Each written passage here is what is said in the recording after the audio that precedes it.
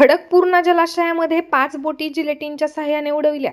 अवैधरित्या रेतीचा उपसा करणाऱ्या बोटींवर प्रशासनाने केली कारवाई। खडकपूर्णा जलाशयामधून अवैधरित्या रेतीचा उपसा करणाऱ्या 5 बोटी महसूल पोलीस आरटीओ व खडकपूर्णा प्रकल्पाच्या संयुक्त पथकाने पकडून जिलेटिनच्या सहाय्याने उडवून नष्ट करण्यात आल्या आहेत।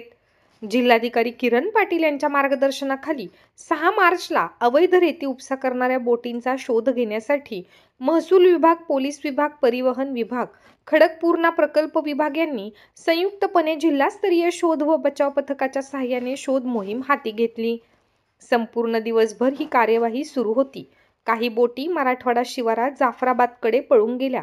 शेवटी मौजे चिंचखेड शिवारात अवैध रेती उपसा करणाऱ्या 3 फायबर बोटी व 2 इंजिन बोटी अशा एकूण 5 बोटी पकडण्यात आल्या व त्यांना किनाऱ्यावर आणून स्फोटके लावून उडवण्यात येऊन नष्ट करण्यात आल्या।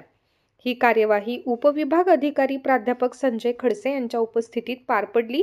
यावेळी तहसीलदार वैशाली डोंगरजाळ, नायब तहसीलदार संतोष मुंडे, नायब तहसीलदार सायली जाधव, मंडळ अधिकारी विजय हिरवे, प्रल्हाद केदार, ग्राम महसूल अधिकारी विलास नांगरे, परमेश्वर बुरकुल, सागर देशपांडे, सुमित जाधव, संजय बरांडे, तेजस शेटे, महसूल सेवक काकडे व हरणे यांच्यासह महिला पोलीस उपनिरीक्षक कोमल शिंदे व इतर पोलीस कर्मचारी तसेच परिवहन विभागाचे अधिकारी, परिवहन निरीक्षक प्रतीक रोडे व त्यांचे सहकारी, खडकपूर्णा प्रकल्प उपविभागचे अधिकारी SJ तल्हार व सहकारी, शोध व बचाव पथक मोहीमचे श्री पवार व त्यांचे सहकारी हजर होते।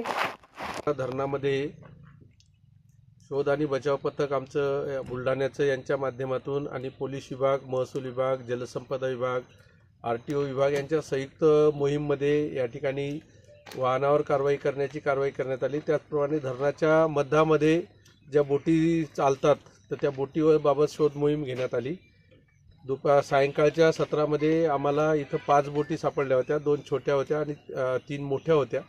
त्यामध्ये त्या या ठिकाणी जप्त करण्यात आल्या आणि एकदम काठावर आणून त्या जिलेटिनच्या सहाय्याने उडवण्याची कारवाई करण्यात आली। त्या खूप मोठ्या आतमध्ये होत्या, त्या बाहेर आणण्याला वेळ लागला आणि त्यामुळे थोडासा कारवाई करण्यामध्ये उशीर झाला। आता आपण बघत आहेत की इथं अंधार आहे, तरीसुद्धा आमचे सर्व पोलीस विभाग, महसूल विभाग, सर्व विभागाचे अधिकारी इथं राहून या ठिकाणी त्यांनी काम केलेलं आहे।